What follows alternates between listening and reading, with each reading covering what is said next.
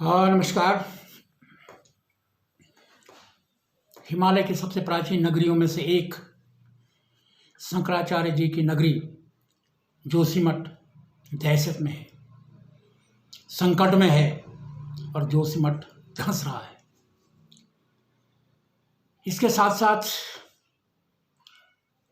दुनिया का 8वें नंबर का सबसे बड़ा बांध टेहरी बांध वहाँ के लोगों को डरा रहा है।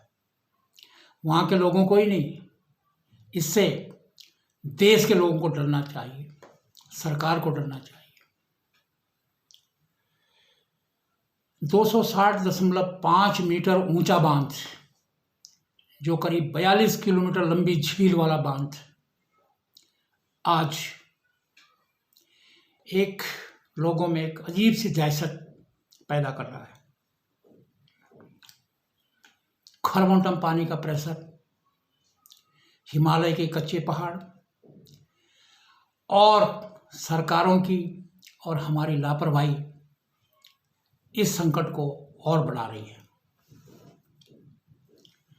झील के आसपास बसे रौलाकोट, पाचरी, पिपोला, मदन नेगी सहित ये गांव हैं, इसके सहित दर्जनों गांव दहशत में है। उनके मकानों में दरारें आ रही है, जमीनें धंस रही है, क्योंकि नीचे टिहरी की विशाल झील है और वैज्ञानिक शोध इस दहशत को और बढ़ा रहे हैं। उनका कहना है कि जब झील में फुल स्विंग में पानी होता है तो खरबों टन पानी का प्रेशर जमीन में प्रेशर मारता है और आसपास की पहाड़ियां और नजदीक आ जाती हैं।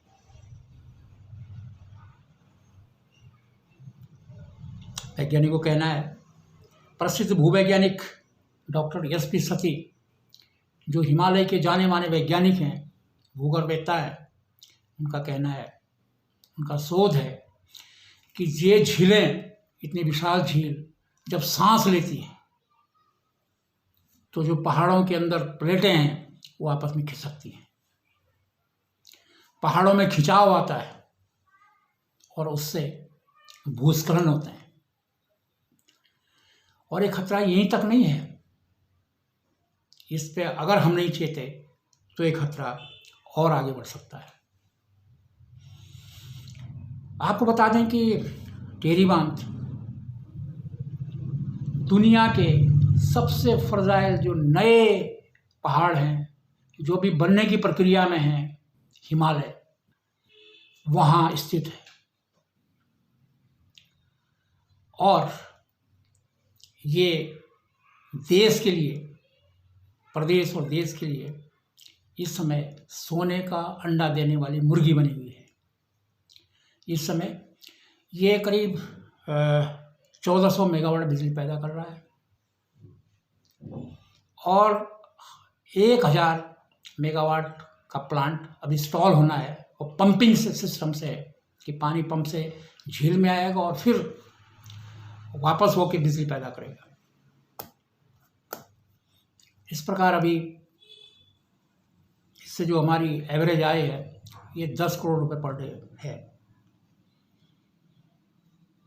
करोड़ों लोगों को बिजली पैक दे रहा है, करोड़ों लोगों घरों को रोशन कर रहा है, राज्यों को, सरकार को आय दे रहा है और करोड़ों लोगों को पेयजल संकट से उबार रहा है टेहरी बांध।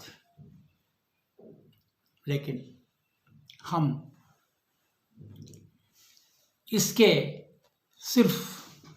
इससे सोने का अंडा ले रहे हैं, इसके ऊपर ध्यान हमारा नहीं है। यही वैज्ञानिकों को डर है। आपको बता दें कि 2003 में उत्तरकाशी के ऊपर वर्णावत पर्वत खिसका था और उसने तबाही लाई, जिसमें करीब 300 करोड़ खर्च होने के बावजूद भी ये पहाड़ अब तक ठीक नहीं हो पाया है। छोटा सा पहाड़ है।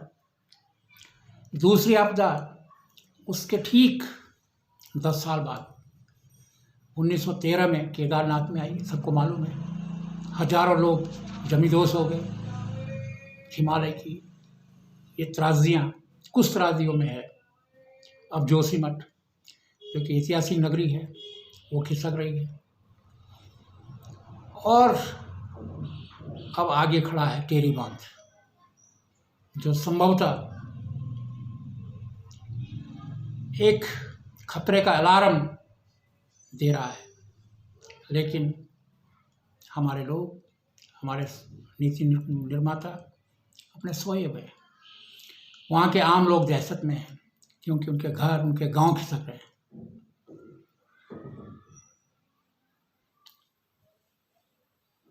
जब केदारनाथ आपदा आई, तब सुप्रीम कोर्ट ने एक याचिका पर सुनवाई करते हुए आदेश दिया था कि यहाँ वैज्ञानिकों की टीम गठित हुई।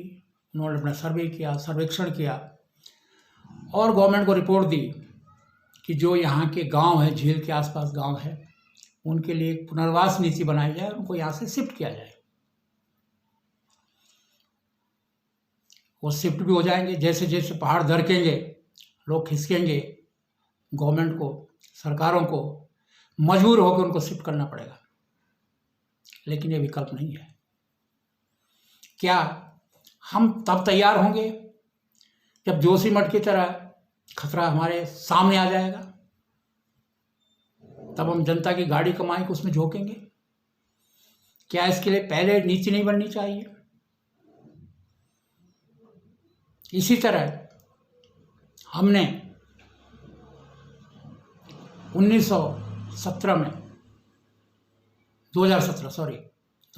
में एक रिट मैंने और मेरी संस्था ने लोकसभा की याचिका समिति में दायर की थी, और हमने तर्क दिया था कि हिमालय को बचाया जाए, और हिमालय को हिमालय के लोग ही बचा सकते हैं। इसलिए उनकी एक एनवायरनमेंट टास्क फोर्स बनाई जाए, सेना को उसकी कमान दी जाए, क्योंकि जो हमारा उत्तराखंड का हिमालय है वो अकेला हिमालय है जहाँ से देश की 2 सबसे बड़ी नदियाँ पैदा होती हैं, यमुना और गंगा। अगर उसी पे संकट आ गया तो पूरे देश में एक खतरा जाएगा, पूरे देश के लोगों का संकट है। किसी ने कहा है, किसी वैज्ञानिक की राय है कि अगर टिहरी डैम पे कोई खतरा आता है या टिहरी डैम फटता है, तो बोला जो हमारी वैदिक संस्कृति है, ऋषिकेश हरिद्वार से लेकर काशी और कलकत्ता तक, पूरी संस्कृति तबाह हो जाएगी। ये है भय। इसके लिए हमें पहले से तैयार होना चाहिए सरकारों को, और ये जनहित में है, ये बांध के हित में है, और ये हिमालय के हित में है। आपको बता दें कि टिहरी बांध से अगर 10 करोड़ रुपया डेली के आय है, तो करीब 2 लाख रुपया CSR जो वहाँ के वेलफेयर में खर्च होना चाहिए वो होता है।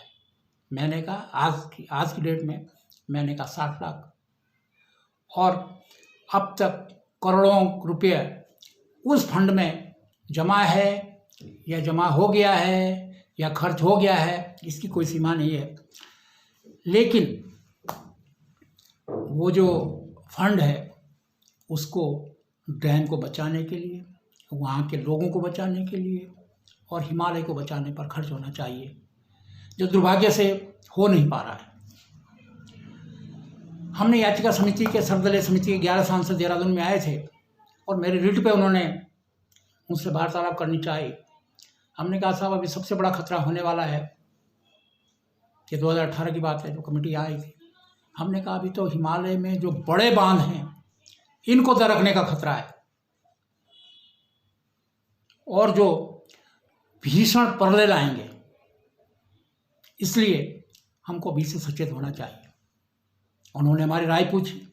हमने कहा मेरी राय नहीं है, ये वैज्ञानिकों की राय है। टिहरी डैम को बने करीब 40 साल हो गए, हमने वहाँ एक पेड़ का प्लांटेशन नहीं किया, एक पेड़ नहीं लगाया, और पूरा टिहरी के जो पहाड़ है वो आज भी रेगिस्तान की तरह खाली है।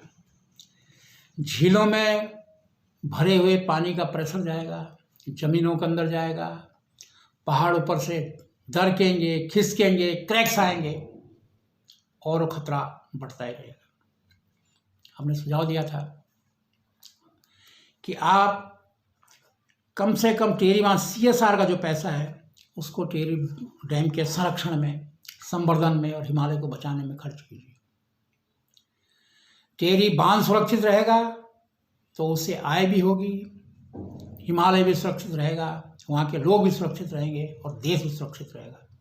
इसलिए आप एक वहाँ के युवाओं की मल्टीपर्पज टास्क फोर्स बनाइए जो सिर्फ कैचमेंट एरिया में प्लांटेशन करेंगे और उनके लिए बाकायदा आप आर्मी से ऑन डेपुटेशन लाके जो उनको प्रॉपर ट्रेनिंग देंगे, उनको प्रॉपर गाइड करेंगे, उनसे काम लेंगे। और जितना टिहरी का कैचमेंट एरिया या जल संग्रहण क्षेत्र जितना है सब में प्लांटेशन की, और 20 साल तक ये काम अनवरत चलना चाहिए। फॉरेस्ट कवर होगा तो पूरे पहाड़, जंगल में पूरे पहाड़ को पकड़ने की क्षमता होती है, ये खतरे बहुत कम हो जाएंगे।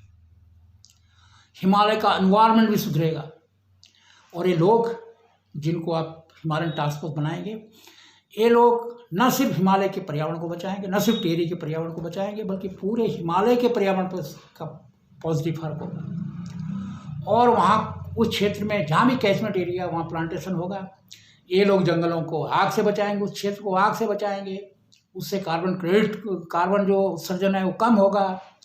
ये लोग जब डिजास्टर आएगा तो उस डिजास्टर को निपटने के लिए खड़े होंगे क्योंकि लोकल लोग हैं, ट्रेंड होंगे।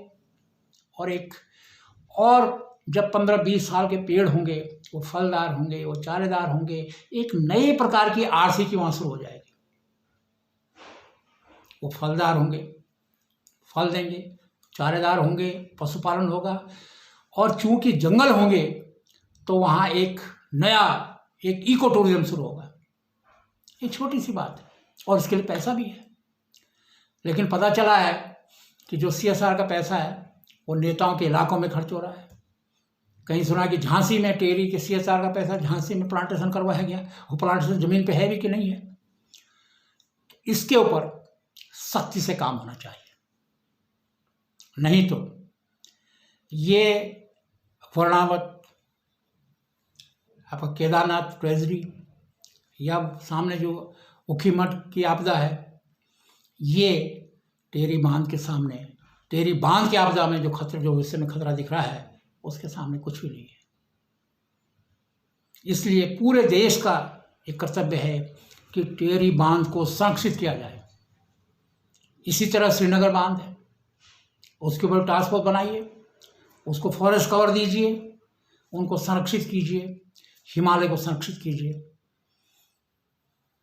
तभी हिमालय बचेगा, हिमालय के लोग बचेंगे और देश के लोग बचेंगे। और इस पर बहुत ज़्यादा खर्चा नहीं है। आप सिर्फ वहाँ के जो यूथ हैं उनको आप 10,000 रुपये महीना भी देंगे तो उसी में काम करने के लिए तैयार है।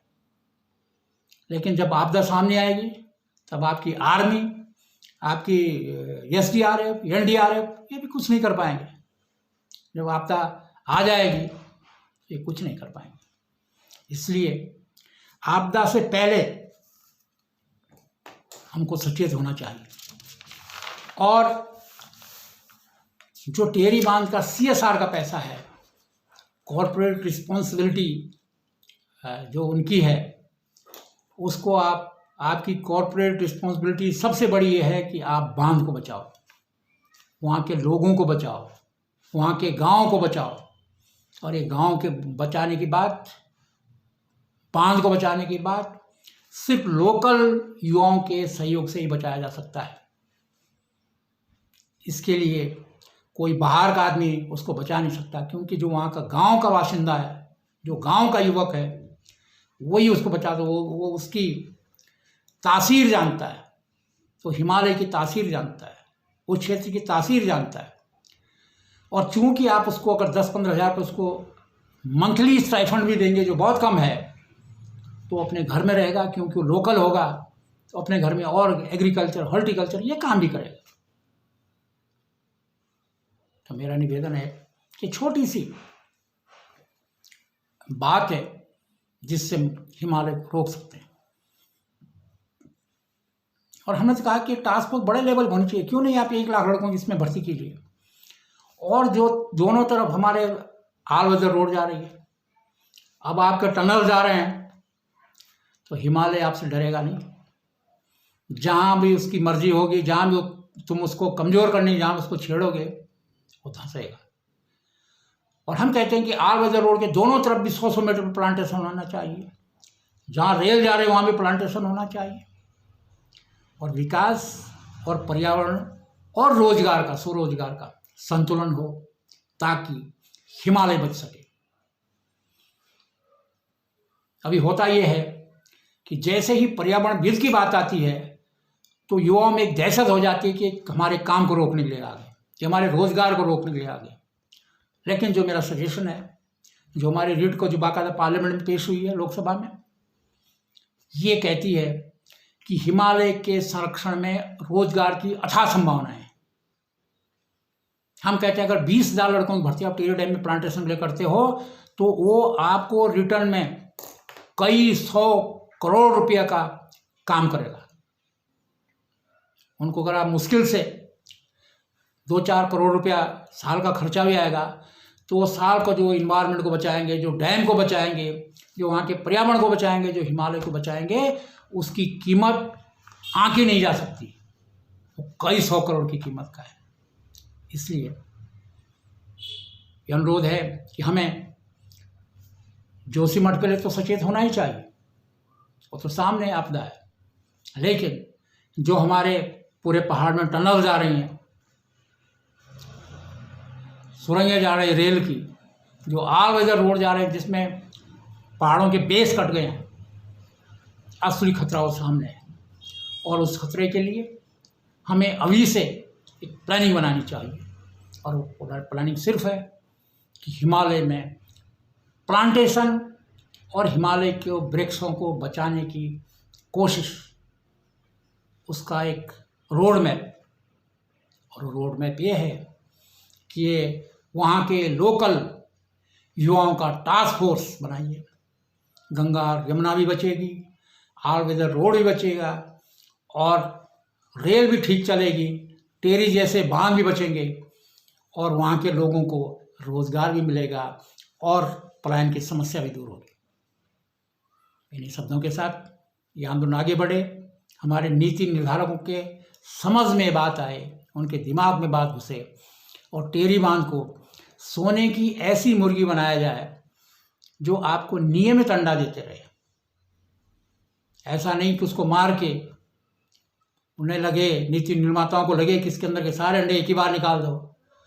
तो फिर हिमालय जब बदला लेता है, इन्वायरमेंट जब बदला लेता है, पहाड़ जब बदला लेता है, तो बड़ा क्रूर बदला लेता है, क्योंकि इसके जिम्मेदार हम खुद हैं। हम उससे छेड़ाखानी करते हैं, उसकी इज्जत नहीं करते हैं। आपको मैं एक घटना बता दूं कि जो हाई एल्टीट्यूड पर रहने वाले भेड़ पालक हैं, वो परंपरागत ढंग से जब हिमालय क्षेत्र में रहते हैं तो जोर से आवाज़ नहीं करते हैं। हमने कहा क्यों, ऐसा क्यों करते हो? बोला साहब इसमें जो मातियाँ होती हैं उनका डर होता है, इससे हिमस्खलन होते हैं। इतना साइलेंट, इतना सेंसिटिव हिमालय, अगर हम उसको ब्लास्ट करेंगे तो वो उसका रिएक्शन देगा, और वो रिएक्शन वर्णावत, जोशीमठ, केदारनाथ और न जाने उन सैकड़ों गांव के रूप में सामने आएगा जिनके घर दरक रहे हैं, जो पहाड़ दरक रहे हैं।